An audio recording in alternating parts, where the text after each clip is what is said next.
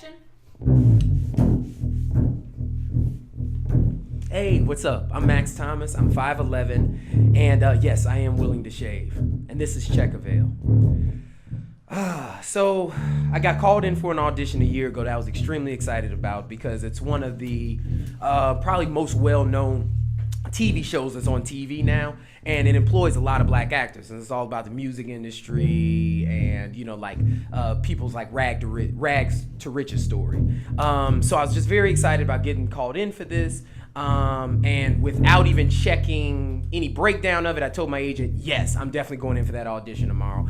I look at the character's name, and I was just really blown away that the character's name was Badass Number One. Like, it didn't have anything that made me feel like I could actually connect to the character. His name was not Daryl or like Larry or Mark or something that I've actually like known this person in real life, but Badass Number One. And it was crazy because they didn't have a Badass Number Two, they didn't have a Badass Number Three. There was no family of badasses. There was just me.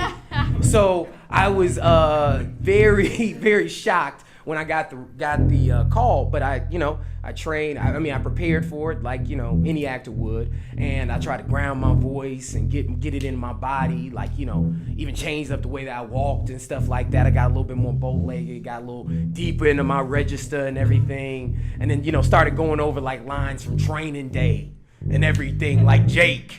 I was just doing shit like that in the mirror, just for no reason at all.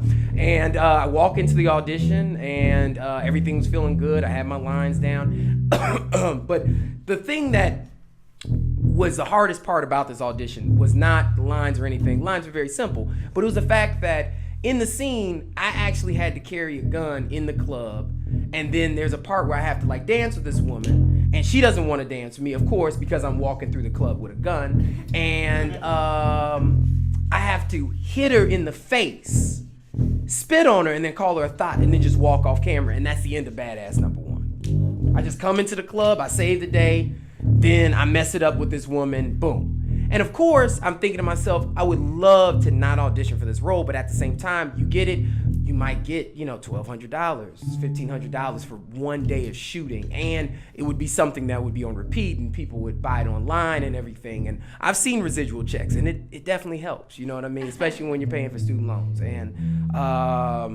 it just was something where I felt like, is this what I want to go into as an actor? Is this my lane? Is this my path?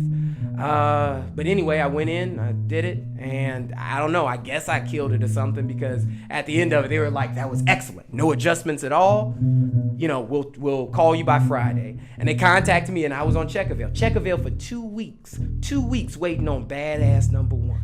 And I'm thinking, how many other people around the city are Badass Number One? Because the thing is, as a black actor, they can always stereotype you. They can always take the next guy that comes in their mind, bigger, blacker than you, more scarier. And that's the thing that's so troubling, is the fact that a character like that doesn't garner any backstory. There's no levels. There's nothing to play with. There's just this thing of you being a villain, of you being a slice of life that somebody has seen, a vehicle for white people's fantasy. That's what it is. And so I was on Check Avail, but as you see, I didn't get it, or else I wouldn't be here. I'd be someplace playing Badass Number One. Cut.